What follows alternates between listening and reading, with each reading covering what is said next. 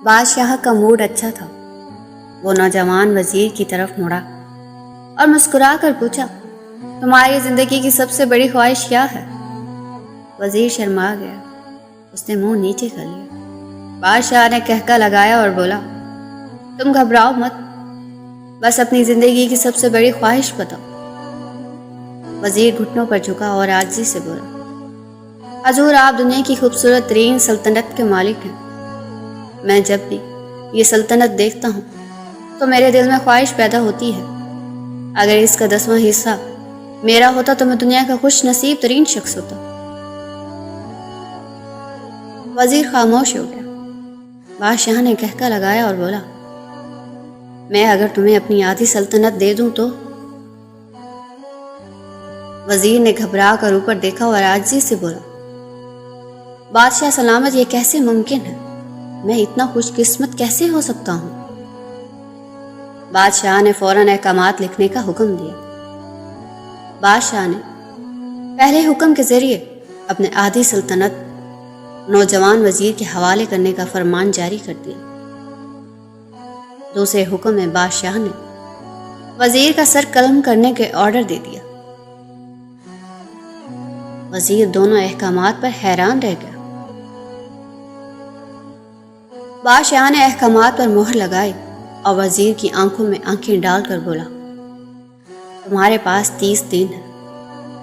تم نے ان 30 دنوں میں صرف 3 سوالوں کے جواب تلاش کرنے ہیں۔ تم کامیاب ہو گئے تو میرا دوسرا حکم منسوخ ہو جائے گا اور تمہیں آدھی سلطنت مل جائے گی۔ اگر تم ناکام ہوتے ہو تو پہلا حکم خارج سمجھا جائے گا اور دوسرے حکم کے مطابق تمہارا سر اتار دیا جائے گا۔ وزیر کی حیرت پریشانی میں بدل گئی۔ بادشاہ نے اس کے بعد فرمایا، میرے 3 سوال لکھ لو۔ وزیر نے لکھنا شروع کر دیا۔ بادشاہ نے کہا، انسان کی زندگی کی سب سے بڑی سچائی کیا ہے؟ وہ رکا اور بولا، دوسرا سوال۔ انسان کی زندگی کا سب سے بڑا دھوکہ کیا ہے؟ وہ رکا اور پھر بولا، تیسرا سوال۔ انسان کی زندگی کی سب سے بڑی کمزوری کیا ہے؟ بادشاہ نے اس کے بعد نکارے پر چوٹ لگوائی اور بآواز بلند فرمایا، تمہارا وقت شروع ہوتا ہے اب۔ وزیر نے دونوں پروانے اٹھائے اور دربار سے دوڑ لگا دی۔ اس نے اس شام ملک بھر کے دانشور، ادیب، مفکر اور ذہین لوگ جمع کیے اور سوال ان کے سامنے رکھ دیے۔ ملک بھر کے دانشور ساری رات بحث کرتے رہے، لیکن وزیر نے دوسرے دن دانشور بڑھا دی، لیکن نتیجہ وہی نکلا۔ وہ آنے والے دنوں میں لوگ بڑھاتا رہا، مگر اس سے کوئی تسلی بخش جواب نہ مل سکا، یہاں تک کہ وہ مایوس ہو کر دارالحکومت سے باہر نکل گیا۔ وہ سوال اٹھا کر پورے ملک میں پھرا، مگر اسے کوئی تسلی بخش جواب نہ مل سکا۔ وہ مارا مارا پھرتا رہا، شہر شہر، گاؤں گاؤں کی خاک جھانکتا رہا۔ شاہی لباس پھٹ گیا، پگڑی ڈھیلی ہو کر گردن میں لٹک گئی، جوتے پھٹ گئے اور پاؤں سے چھالے پڑ گئے، یہاں تک کہ شرط کا آخری دن آ گیا۔ اگلے دن اس نے دربار میں پیش ہونا تھا۔ وزیر کو یقین تھا کہ یہ اس کی زندگی کا آخری دن، کل اس کی گردن کاٹ دی جائے گی اور جسم شہر کے مرکزی پل پر لٹکا دیا جائے گا۔ وہ مایوسی کے عالم میں دارالحکومت کی کچی آبادی میں پہنچ گیا۔ آبادی کے سرے پر ایک فقیر کی جھونپڑی تھی۔ وہ گرتا پڑتا اس کٹیا تک پہنچ گیا۔ فقیر سوکھی روٹی پانی میں ڈبو کر کھا رہا تھا، ساتھ ہی دودھ کا پیالہ پڑا تھا اور فقیر کا کتا شڑپ شڑپ کی آوازوں کے ساتھ دودھ پی رہا تھا۔ فقیر نے وزیر کی حالت دیکھی، کہکا لگایا اور بولا، جناب عالی، آپ صحیح جگہ پر پہنچے ہیں، آپ کے تینوں سوالوں کے جواب میرے پاس ہیں۔ وزیر نے حیرت سے اس کی طرف دیکھا اور پوچھا، آپ نے کیسے یہ اندازہ لگایا میں کون ہوں اور میرا مسئلہ کیا ہے؟ فقیر نے سوکھی روٹی کے ٹکڑے چھابے میں رکھے، مسکرایا، اپنا بوریا اٹھایا اور وزیر سے کہا، یہ دیکھیے، آپ کو بات سمجھ آ جائے گی۔ وزیر نے جھک کر دیکھا، بوریے کے نیچے شاہی خلط بچھی تھی۔ یہ وہ لباس تھا جو بادشاہ اپنے قریب ترین وزراء کو عنایت کرتا تھا۔ فقیر نے کہا، جناب عالی، میں بھی اس سلطنت کا وزیر ہوتا تھا۔ میں نے بھی ایک بار آپ کی طرح بادشاہ سے شرط لگانے کی غلطی کر لی، نتیجہ آپ خود دیکھ لیجئے۔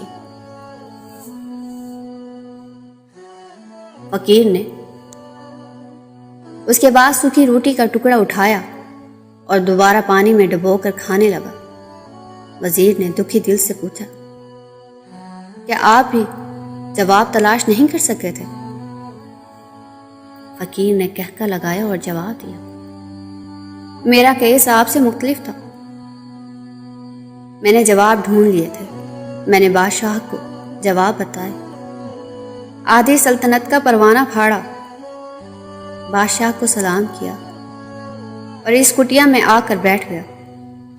میں اور میرا کتا دونوں مطمئن زندگی گزار رہے ہیں۔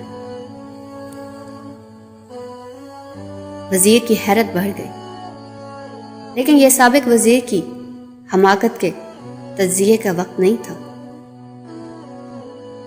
جواب معلوم کرنے کی گھڑی تھی۔ چنانچہ وزیر اینکر پرسن بننے کی بجائے فریادی بن گیا اور اس نے فقیر سے پوچھا کہ آپ مجھے سوالوں کے جواب دے سکتے ہیں؟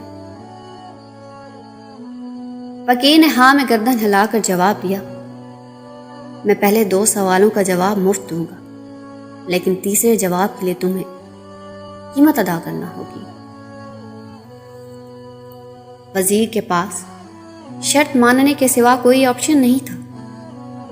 اس نے فوراً ہاں میں گردن ہلا دی۔ فقیر بولا، دنیا کی سب سے بڑی سچائی موت ہے۔ انسان کوئی بھی ہو، کچھ بھی ہو، وہ اس سچائی سے نہیں بچ سکتا۔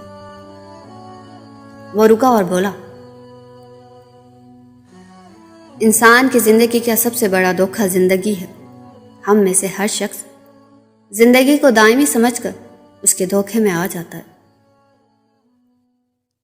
فقیر کے دونوں جواب ناقابل تردید تھے۔ وزیر سرشار ہو گیا۔ اس نے اب تیسرے جواب کے لیے فقیر سے شرط پوچھی۔ فقیر نے کہکا لگایا، کتے کے سامنے سے دودھ کا پیالہ اٹھایا، وزیر کے ہاتھ میں دیا اور کہا، میں آپ کو تیسرے سوال کا جواب اس وقت تک نہیں دوں گا جب تک آپ یہ دودھ نہیں پیتے۔ وزیر کے ماتھے پر پسینہ آ گیا۔ اس نے نفرت سے پیالہ زمین پر رکھ لیا۔ وہ کسی قیمت پر کتے کا جھوٹا دودھ نہیں پینا چاہتا تھا۔ فقیر نے کندھے اچکائے اور کہا،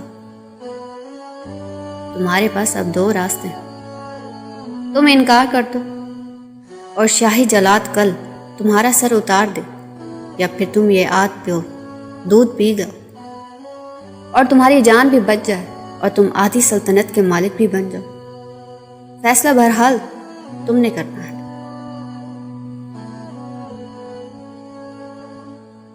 وزیر مخمصے میں پھنس گیا۔ ایک طرف زندگی اور آدھی سلطنت تھی، دوسری طرف کتے کا جھوٹا دودھ بھی تھا۔ وہ سوچتا رہا یہاں تک کہ جان اور مال جیت گیا اور سیلف ریسپیکٹ ہار گئی۔ वजीर ने प्याला उठाया और एक ही सांस में दूध पी गया। फकीर ने कहका लगाया और बोला, मेरे बच्चे, इंसान की सबसे बड़ी कमजोरी गर्ज होती है। ये उसे कुत्ते का जूठा दूध तक पीने पर मजबूर कर देती है। और वो ये सच है जिसने मुझे सल्तनत का परवाना फाड़ कर इस कुटिया में बैठने पर मजबूर कर दिया था। मैं जान गया था, मैं जो जिंदगी के धोखे में आऊँगा, मैं मौत की सच्चाई को फरामोश करता जाऊँगा। और मैं मौत को जितना फरामोश करता रहूँगा, मैं उतना ही गर्ज की दलदल में धंसता जाऊँगा। और मुझे रोज़ इस दलदल में सांस लेने के लिए गर्ज का गलीज़ दूध पीना पड़ेगा। लिहाजा मेरा मशवरा है, जिंदगी की इन 3 हकीकतों को जान लो, तुम्हारी जिंदगी अच्छी गुजरेगी।